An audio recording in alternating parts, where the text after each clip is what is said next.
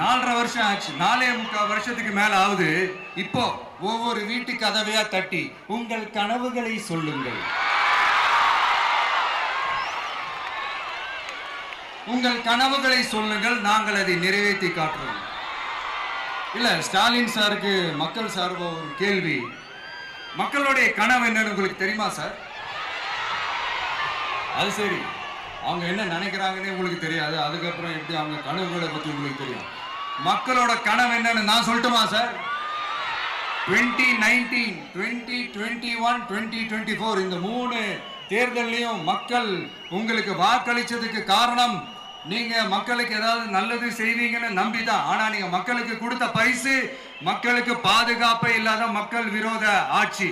அந்த மக்கள் விரோத ஆட்சியை அகற்றிட்டு அந்த இடத்தில் தமிழக வெற்றி கழகத்தை ஆட்சி பீடத்தில் அமைக்கணும் அப்படின்றதுதான் மக்களுடைய ஒரே கனவு.